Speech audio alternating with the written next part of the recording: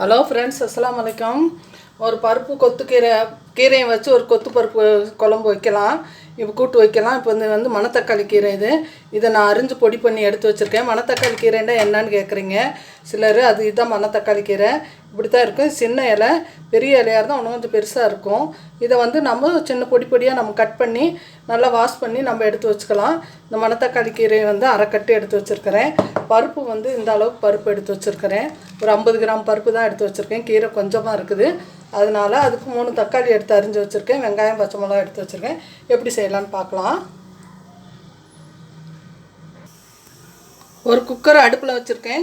குக்கரில் வந்து நான் வந்து 2 டம்ளர் தண்ணி ஊற்றி வச்சுருக்கேன். அதிகமாக இல்லை, பருப்பு கொஞ்சமாக இருக்கிறனால தண்ணி கொஞ்சமாக ஊற்றி வச்சுருக்கிறேன்.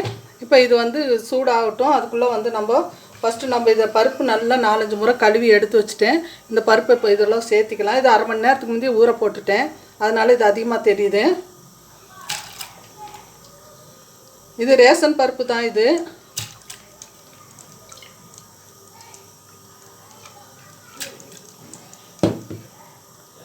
பருப்பை போட்டாச்சு. பருப்பு கூட வந்து இப்போ வந்து தேவையான பொருளெல்லாம் நம்ம சேர்த்திக்கலாம்.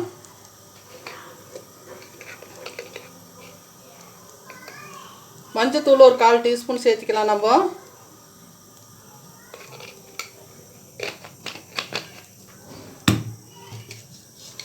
ஜீரகம் கொஞ்சம் சேர்த்திக்கலாம். இப்போ பனிக்காலமாக இருக்குது, எல்லாத்துக்கும் இரும்பலும் சரியாக இருக்கிறதுனால மெயினாக ஜீரகமும் மிளகும் அதிகமாக நீங்கள் சாப்பாட்டில் சேர்த்திக்கோங்க. இப்போ ஜீரகம் கொஞ்சம் சேர்த்திக்கலாம். நம்ம சேர்த்திட்டு அதுக்கு மேலே வந்து இந்த வெங்காயம், வெள்ளைப்பூண்டு, 3 பச்சை மிளகா எடுத்து வச்சுருக்கேன். இது காரம் இல்லாத பச்சை மிளகா தான். இந்த மிளகா 2 இப்படி உடைச்சிட்டு நம்ம வந்து காம்பெல்லாம் கிள்ளி எடுத்துகிட்டு இதை நம்ம சேர்த்திக்கலாம்.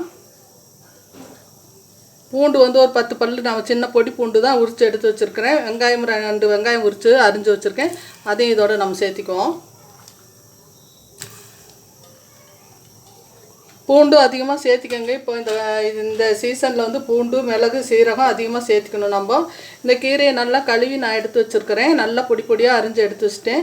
இந்த கீரையை இதோடு நம்ம சேர்த்திக்கலாம்.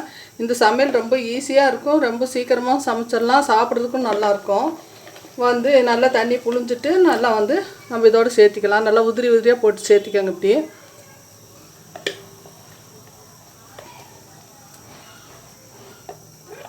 இதோட விதைகள் இருக்கும், அதெல்லாம் தூக்கி எறிஞ்சிடாதீங்க. விதைகளும் இதோட சேர்த்திக்கோங்க. இது காய் இருக்கும் இதில் பச்சையாக, அந்த காய்களும் இருந்தால் அதில் இதோட சேர்த்திக்கோங்க. இப்போ இதுக்கு மேலே வந்து நான் 2 தக்காளி இருக்கும், அதை அரிஞ்சு வச்சுருக்கேன். அந்த தக்காளி இது மேலே லாஸ்ட்டில் தான் தக்காளி சேர்த்தணும். ஃபஸ்ட்டு சேர்த்திட்டிங்கன்னா பருப்பு அவியாது. இப்போ இதெல்லாம் சேர்த்தியாச்சு. இப்போ இதை மூடி வச்சிடலாம். இது ஒரு 2 விசில் வரட்டும், வர விட்டு பார்க்கலாம்.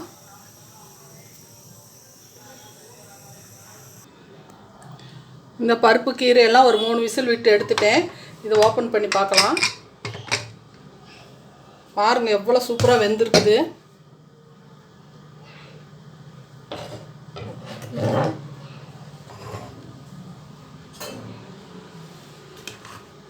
நம்ம மேலே கீரை போட்டோம், இதெல்லாம் போய் பருப்பு மேலே வந்துருச்சு. அந்த அளவுக்கு நல்லா வெந்திருக்குது.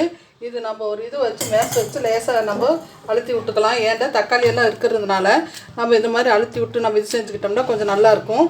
இப்போ இது கூட நம்ம உப்பு சேர்த்திக்கலாம். எவ்வளோ உப்பு தேவையோ அந்த அளவுக்கு உப்பு சேர்த்திக்கோங்க, அதிகமாக சேர்த்த வேணாம்.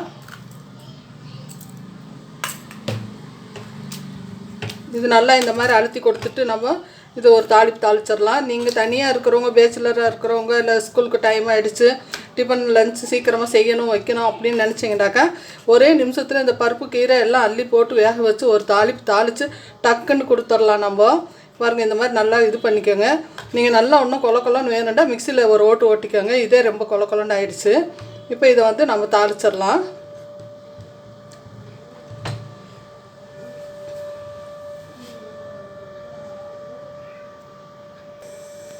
தாளிக்க ஒரு கடாய் வச்சுருக்கேன். அதில் 1 ஸ்பூன் ஆயில் ஊற்றி வச்சுருக்கேன். தேங்காய் எண்ணெய் வந்து ஒரு 1/2 ஸ்பூன் நான் சேர்த்துக்கிறேன். இன்னும் தேங்காய் எண்ணெய் சேர்த்துறோம் அப்படின்னு நீங்கள் நினைக்காதீங்க. அது சின்னதுலேருந்து பழக்கமாயிடுச்சு, அது விட முடியல. ஆனால் தேங்காய் எண்ணெய் சேர்த்தனா நல்லதுன்னு தான் சொல்கிறாங்க, அதனால் நானும் சேர்த்துக்கிறேன். இருந்தால் சேர்த்திக்குவேன், இல்லைண்டா இல்லை. அதுக்காக இருக்கணுங்கிற ஒரு கட்டாயம் கிடையாது. இப்போ ஆயில் காஞ்சிட்ருக்குது. இப்போ இதில் கொஞ்சம் கடுகு உளுந்து எடுத்து வச்சுருக்கேன். அதை நம்ம இதோடு சேர்த்திக்கலாம். கொஞ்சம் ஜீரகம் எடுத்து வச்சுருக்கிறேன், அந்த ஜீரகம் இதோடு சேர்த்திக்கலாம். அது பொரியட்டும். பெருங்காயம் கொஞ்சம் எடுத்து வச்சுருக்கிறேன். பெருங்காயம் இப்போ இந்த சீசனுக்கு நம்ம அதிகமாக சேர்த்திக்கிறது கொஞ்சம் நல்லது தான். அதனால் ரொம்ப அதிகமாக இல்லை, கொஞ்சம் கொஞ்சம் நம்ம சாப்பாட்டில் நம்ம சேர்த்திக்கலாம். நம்ம சேர்த்திட்டு இதை நல்லா கொஞ்சம் பொரியட்டும்.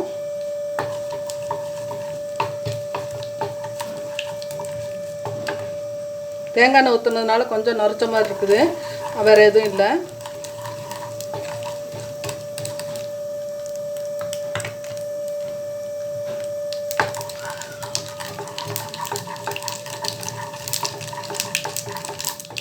நல்லா இப்படி படிப்படின்னு வெடிக்கட்டும்.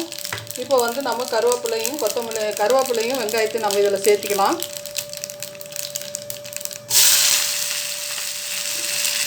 எந்த பொருளுமே தேங்காய் எண்ணெய் ஊற்றி நம்ம தாளிச்சோம்னா அதே ஒரு தனி மணமாக தான் இருக்கும். இப்போ வரமிளகா 2 கிள்ளி வச்சுருக்கேன், அது போட மறந்துட்டேன், அதையும் போட்டுறேன் நான் இதில்.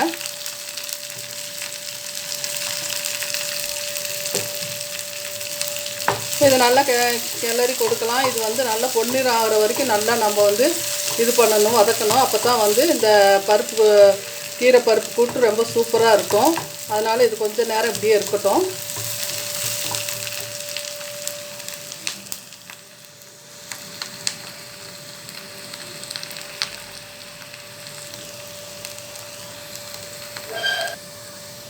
இந்த வெங்காயம் கருக விட வேணாம். பொன்னிறம் ஆனதுமே நம்ம வந்து இந்த கீரை பருப்பு கூட்டை நம்ம இதோட சேர்த்திக்கலாம்.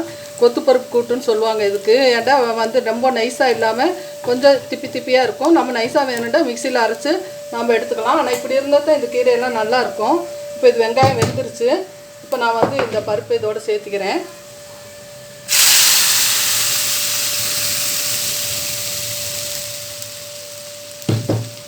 அவ்வளோதான் இதோட வேலை. ஒரு நிமிஷத்தில் இது நம்ம செஞ்சிடலாம். ஒன்றும் ரிஸ்க் எடுக்க வேண்டியதில்லை.